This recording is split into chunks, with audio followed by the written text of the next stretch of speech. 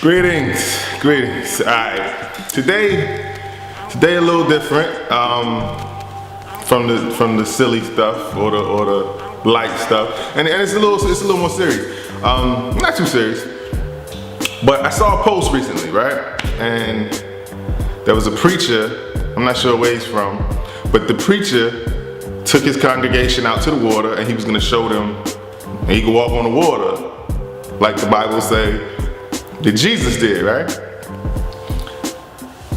At the end of the day, he drowned in front of his congregation, right? So, I mean, this is crazy. Reading the feedback, reading like all the responses to the situation was kind of crazy. There were a lot of spiritual people that said things like he didn't hear the voice of God. Now this is a preacher with a congregation, so he has however many followers he had, right? And all these people believed that he heard the voice of God. And he clearly believed. He believed. He walked on the water. You understand what I'm saying? He tried. I don't see a lot of people trying that. So he really believed. So it leads me to the question of, and I asked this on the forum, so I'm asking you as well. How do you decipher the voice of God, right? If you believe in God, you probably believe in spirits, demons, outside sources as well. And we know that a lot of these things are tricky. They're pretty slick. And if they get in your ear, they say sweet things. They say nice things. Of course, they're not the scary monsters that we believe they are. So it's easy to get confused, I'm sure. I am not lucky enough to hear the voice of God. God hasn't actually talked to me audibly like people have told me he did to them.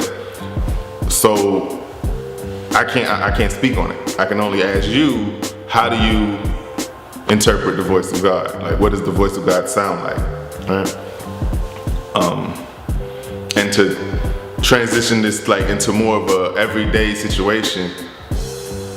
You got situations where like you got somebody working, right? You're working toward a goal, and thing after thing after thing keeps coming up, and you can't get to your goal. But you're doing everything you can. You're praying, you're fasting, you're doing whatever it is that you're supposed to do as a believer. You're trying to submit to the will of God, right? So as you hit these roadblocks, how do you interpret these roadblocks? Are these roadblocks signs from God telling you to stop? Go the other way? Or these roadblocks a test? You understand? Are you just earning your reward? Are you getting closer? You understand? There's a picture that it showed a guy, he was digging in the hole. He was like this close to the diamonds, but he turned around and quit. And it was like, hey, don't quit, If I can find that picture, I'm gonna throw it on the pic up here so you know what I'm talking about. But the idea of that is, never give up. That's what we're taught. Never give up, never give up. But how do we know that our will is his will? You understand? So we're working really hard toward it. You understand what I'm saying? And I hope that I made it clear. I'm gonna try to wrap it up right there and cut it short. But I definitely want some input on this particular topic. It's very serious, it's very serious from small stuff, small decision making to huge decision making like walking on the water. But I believe one of the guys quoted on the story, he said if you had the faith the size of a mustard seed, you could move mountains. So if you can move mountains with that, walking on water should be pretty light in that regard. I don't know how to interpret a lot of this stuff. I'm looking for somebody out there to help me out with it. All right? So give me some thoughtful feedback. Talk to your priest, your teacher, whoever you talk to get this kind of information. Or talk to God, I don't know. Just bring some information back and hopefully we can all benefit from it. Definitely appreciate you. Thank you.